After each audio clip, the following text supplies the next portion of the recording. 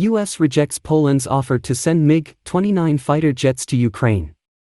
Pentagon says Polish proposal to transfer Soviet-era planes to Kyiv via U.S. base in Germany is untenable.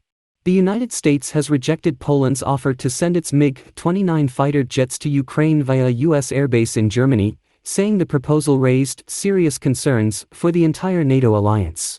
Warsaw made the surprise offer on Tuesday amid repeated appeals from Ukraine's President Volodymyr Zelensky for more warplanes to replenish his country's air force as it defends against invading Russian forces. The Polish scheme proposed that the Russian-made MiG-29 fighter jets be delivered to a U.S. base in Ramstein, Germany, and then be deployed to Ukraine. But Pentagon spokesman John Kirby said the prospect of the jets flying from a U.S. NATO base into airspace that is contested with Russia over Ukraine raises serious concerns for the entire NATO alliance.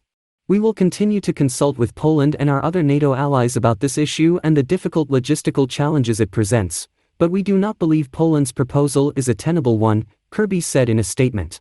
It is simply not clear to us that there is a substantive rationale for it, he added. While a significant part of Ukraine's air force remains intact since the war began on February 24, both Ukraine and Russia have sustained significant losses and neither controls the airspace over the country. Ukraine's air force fleet consists of aging Soviet-era MiG-29 and Sukhoi-27 jets, and heavier Sukhoi-25 jets, and these are the only planes Ukrainian pilots could fly immediately without additional training. And while Ukraine has stepped up calls for Western allies to supply it with military jets, providing Kyiv with warplanes poses serious risks. Russia has warned that supporting Ukraine's air force would be seen in Moscow as participating in the conflict and open up suppliers to possible retaliation. NATO has said it does not want direct conflict with Moscow, a fellow nuclear-armed power, and U.S. President Joe Biden has ruled out sending American troops into Ukraine to fight, something the Pentagon has said would apply to troops on the ground or in the air, flying missions. After Poland announced its offer, U.S. Undersecretary of State for Political Affairs Victoria Nuland told U.S. legislators that Washington had been caught off guard. To my knowledge, it wasn't pre-consulted with us that they planned to give these planes to us, Nuland told a Senate Foreign Relations Committee hearing. So I think that actually was a surprise move by the Poles, she said. While several legislators pressed for the jets to be rushed to Ukraine, Nuland refused to commit Washington to support or facilitate the exchange.